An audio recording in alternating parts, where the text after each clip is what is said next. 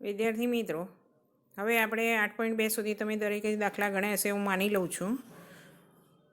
હવે જોઈએ સ્વાધ્યાય 8.3.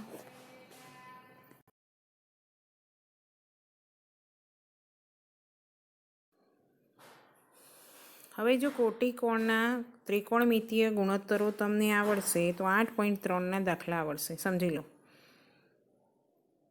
8.1 આવડતું હશે તો 8.2 આવડશે, 8.2 આવડશે તો આગળ 8.3 આવડશે, 8.3 આવડશે તો 8.4 આવડશે. પણ તમે એમ સમજો કે ડાયરેક્ટ હું 8.3નું લેક્ચર એટેન્ડ કરું તો કંઈ જ ખબર નહીં પડે. એટલે કહેવાનો મિનિંગ એ છે કે 8.2 સુધી તમારે કમ્પ્લીટ હોવું જોઈએ અને એના દરેકના કન્સેપ્ટ ક્લિયર હોવા જોઈએ તો તમને ખબર પડશે. કે હવે જુઓ કે સાઇન 90 માઇનસ એ એટલે જ્યાં 90 આવે ને ત્યાં બદલાઈ જાય ગુણોત્તર. તો સાઇનનું કોસ થઈ જાય, કોસનું સાઇન થઈ જાય, ટેનનું કોટ થઈ જાય અને કોટનું ટેન થઈ જાય, સેકનું કોસેક થઈ જાય અને કોસેકનું સેક થઈ જાય. આટલું યાદ રાખવાનું. શું યાદ રાખવાનું? સાઇનનું કોસ એ, કોસનું સાઇન એ, ટેનનું કોટ એ, કોટનું ટેન એ, સેકનું કોસેક એ અને કોસેકનું સેક એ. હવે તમને એમ થાય 90 માઇનસ એ કેમ? કે હવે જે દાખલા આવશે ને એને તમારે કન્વર્ટ કરવા પડશે. અને કન્વર્ટ કેવા કરવાના? કે એક કોસ આપ્યું હોય અને બીજું પણ કોસ આપ્યું હોય તો એને સાઇનમાં કન્વર્ટ કરવા હોય તો 90 માઇનસ કરવાના. સમજ પડી ગઈ? એટલે આ તમારે આટલા 6 ત્રિકોણમિતીય ગુણોત્તરો યાદ રાખશો તો દાખલા કરવા ઇઝી પડશે. હવે જો એ જ પ્રમાણે દાખલો મેં નીચે ગણ્યો છે કે કિંમત શોધો. તો શું લખ્યું છે? સાઇન 60 અને કોસ 72. હવે તમને એવો વિચાર થાય કે ઉપર 16 છે નીચે 72 છે. હવે આનું તો શું થાય? કે આપણે આગળ ટેબલ શીખ્યા પણ ટેબલમાં તો કંઈ 60 ને 72ના કોઈ મૂલ્ય જ નહોતું. એમાં તો કેટલા હતા? 30 હતા, 60 હતા, 45 હતું, 90 હતું ને 0 હતું. તો 16 ને 72 એટલે શું? તો આ સાઇન છે એને મારે બદલવું છે, કોસમાં ફેરવવું છે. તો સાઇનનું કોસમાં ક્યારે ફરે? જ્યારે 90માંથી બાદ કરીએ તો જ ફરે. તો હું 90માંથી કેટલા બાદ કરું તો મને સાઇન 16 મળે? તો 90માંથી હું 72 બાદ કરું તો મને સાઇન 16 મળી જાય. અને નીચે એમને એમ રહેતા, નીચે કશું જ નહીં કરવાનું, કોસ 72. બરાબર? હવે ઉપર જુઓ, સાઇન 90 માઇનસ 72ને તમે એ સમજો, કોઈ બીજો એંગલ સમજો. તો સાઇન 90 માઇનસ એ પહેલું જ ગુણોત્તર જુઓ. સાઇન 90 માઇનસ એ બરાબર આપણે કેટલા લખી શકીએ? કોસ એ લખી શકીએ. અહીંયા ઇઝ ઇક્વલ ટુ કેટલા છે? 72. તો સાઇન 90 માઇનસ 72 તો હું કોસ 72 લખી શકું. સમજ પડી ગઈ? તો નીચે પણ કોસ 72 તો એમને એમ જ છે. તો કોસ 72 જતા રહ્યા તો મને કેટલા મળી ગયા? 1. તો દાખલાનો જવાબ કેટલો આવ્યો? 1. હવે સમજ પડી ગઈ વિદ્યાર્થી મિત્રો કે આ ગુણોત્તર આવડશે તો જ દાખલા આવડશે, નહીંતર આવડશે નહીં.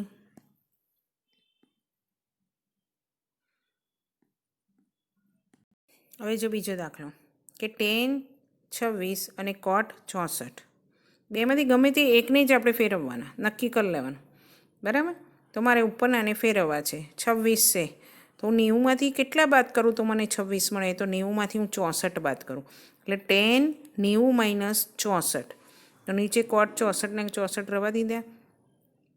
10 90 આવ્યા એટલે સમજી લેવાનું કોટમાં થઈ જાય. એટલે કેટલા થયા? કોટ 64 અપોન કોટ 64. કોટ 64 કોટ 64 જતા રહ્યા એટલે જવાબ કેટલો આવી ગયો? 1.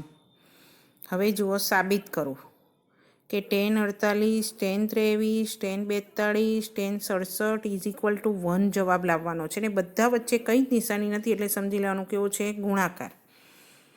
બરાબર? હવે તમારે જોવાનું બધા 10 10 10 છે. હવે 10 48, 10 23, 10 42 અને 10 67 દરેકને નહીં ફેરવવાના. કે આ પહેલાંને મેં ફેરવ્યા 10 48ને કે 90 માઇનસ 42 તો મને કેટલા મળે? 10 48 મળ્યા. 10 23ને એમને એમ રહેવા દીધા. હવે અહીંયા 1 42 આવે છે, 10 42 વાળું રહેવા જ દેવાનું. તો હવે મારે આ 23 કે 67 બેમાંથી એકને મારે ચેન્જ કરવા પડશે. તો 10 67. તો 10 67 ક્યારે આવશે? કે 10 90માંથી હું 23 બાદ કરું તો 10 67. પણ 10 90 - 42 તો હું કેટલા લખી શકું? 10 90 એટલે તો કોટ થઈ ગયા, કોટ લખ્યા. એના 42ના 42, 10 23, 10 42 અને અહીંયા પણ 10 90 છે એ જતા રહ્યા. એટલે મને કેટલા મળશે? 10 90નું કોટ 23 થઈ ગયા. હવે કોટ 42 અને 10 42 એ બંનેને હું જોડી લઉં, બરાબર. 10 23 અને કોટ 23ને જોડી લઈ લઉં. આપણને ખબર છે કે કોટ theta is equal to 1/10 theta. તો કોટ 42 તો 1/10 42 લખી શકાય. 10 23 ને એમને એમ રહ્યા, 10 42 પણ એમને એમ રહ્યા, અને કોટ 23 એટલે 1/10 23 લખી શકું. તો 10 42 10 42 ઉડી ગયા, 10 23 10 23 ઉડી ગયા. તો કેટલો જવાબ આવી ગયો? 1.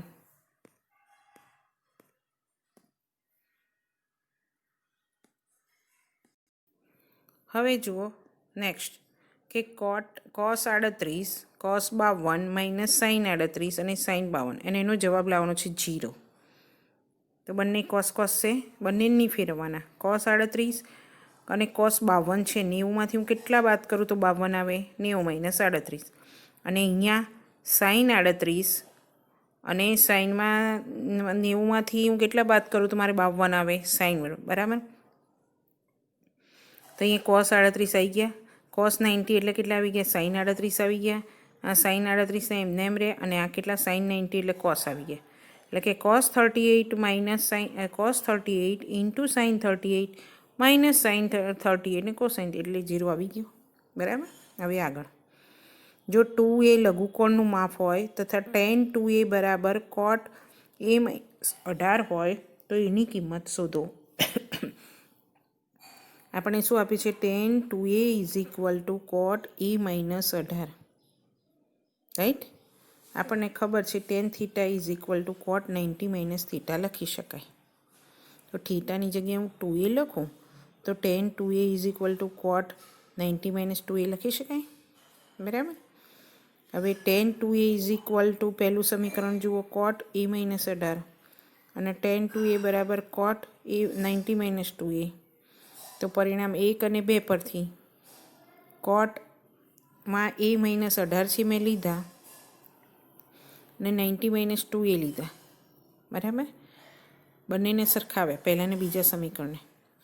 તો 2a ને માઇનસ છે, બદલાઈ ગયા, પ્લસ થઈ ગયા. અને 90 પ્લસ 18 એટલે કે 3a ઇઝ ઇક્વલ ટુ 108. તો a ઇઝ ઇક્વલ ટુ કેટલા મળ્યા? 36.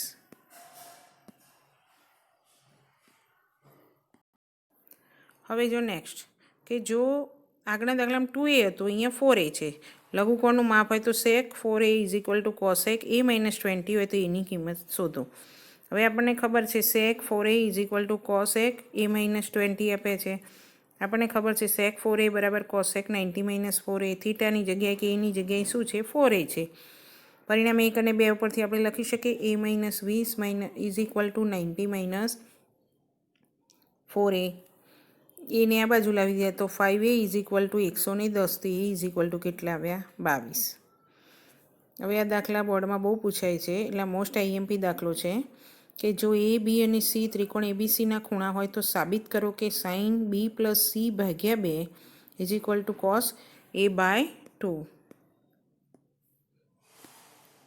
જુઓ કે ત્રિકોણ ABCના ખૂણાઓ આપ્યા છે, એટલે ત્રિકોણ ABCમાં આપણે ખબર છે a plus b plus c બરાબર 180. તો મેં b પ્લસ c અહીં રહેવા દીધા, એ પેલી બાજુ તો 180 માઇનસ a, બંને બાજુ 2 વડે ભાગાકાર કર્યો તો 180 માઇનસ a ભાગ્યા 2 એટલે 180 ભાગ્યા 2 અને માઇનસ a ભાગ્યા 2. તો 180 ભાગ્યા 2 કરું એટલે મને કેટલા મળી જશે? 90. એટલે b પ્લસ c ભાગ્યા 2 is equal to 90 minus a ભાગ્યા 2. હવે ડાબી બાજુ અને જમણી બાજુ એટલે કે બંને બાજુ આપણે શું લઈશું? સાઇન લઉં તો સાઇન b પ્લસ c ભાગ્યા 2 અને સાઇન 90 માઇનસ a/2, બરાબર. હવે સાઇન 90 આવ્યો એટલે ખબર છે બદલાઈ જાય, કોસ થઈ ગયું એટલે cos a/2. આમ સાઇન b પ્લસ c ભાગ્યા 2 is equal to cos a/2. આ આપણો જવાબ છે.